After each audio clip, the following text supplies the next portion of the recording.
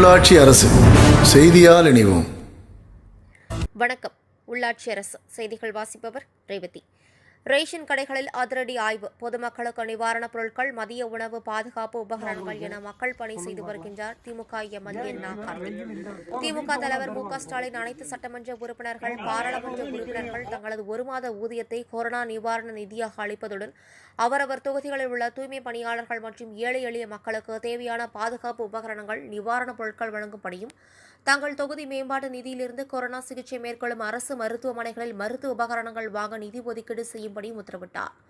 அதன்படி கோவை கிழக்கு மாநகர மாவட்ட பொறுப்பாளர் சிங்காநல்லூர் சட்டமன்ற உறுப்பினர் கார்த்திக், கொரோனா சிறப்பு வார்டு அமைக்கப்பட்ட இஎஸ்ஐ மருத்துவமனைக்கு முதல்கட்டமாக மருத்துவ உபகரணங்கள் வாங்க ரூபாய் 20 லட்சம், இரண்டாம் கட்டமாக ரூபாய் 10 லட்சம் என தனது தொகுதி மேம்பாட்டு நிதியிலிருந்து ஒதுக்கீடு செய்து மாவட்ட ஆட்சியரிடம் வழங்கினார்.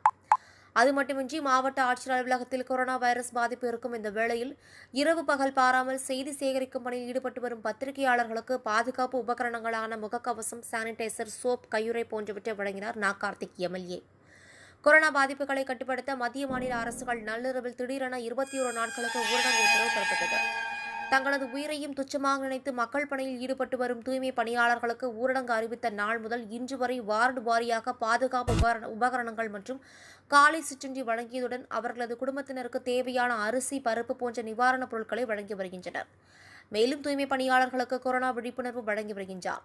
அதேபோல் தமிழக மக்களுக்கு திடீரென்று ஊரடங்கு அறிவித்த காரணத்தால் நியாய விலை கடைகளில் மூலம் கொரோனா நிவாரண நிதி, நிவாரணப் பொருட்களை மக்களுக்கு நேரடியாக வீடு வீடாக அரசு ஊழியர்களை வைத்து வழங்க வேண்டும் என்று தமிழக அரசுக்கு திமுக தலைவர் மு க ஸ்டாலின் கோரிக்கை விடுத்தார்.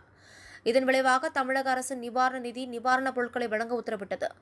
இந்த நிவாரணப் பொருட்கள் மற்றும் நிவாரண நிதி வழங்குவதில் அதிமுகவினர் தலையீடு அதிகரிப்பதால் முறைகேடுகள் நடப்பதாகவும், அரசு வழங்கும் நிவாரணப் பொருட்கள் தரம் குறைந்ததாக இருப்பதாக பொதுமக்கள் கார்த்திக் எம்எல்ஏவுக்கு புகார் கூறியுள்ளனர்.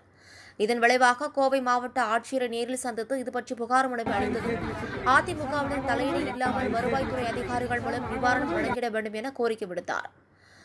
அது மட்டுமின்றி சிங்காநல்லூர் சட்டமன்ற தொகுதிக்குட்பட்ட நியாய விலைக் கடைகளில் நேரில் ஆய்வு செய்து அங்கு சமூக இடைவெளி இல்லாமல் குவிந்திருந்த மக்களுக்கு சமூக இடைவெளியின் விட்டு நிற்க வேண்டிய அவசியத்தை எடுத்துரைத்தார்.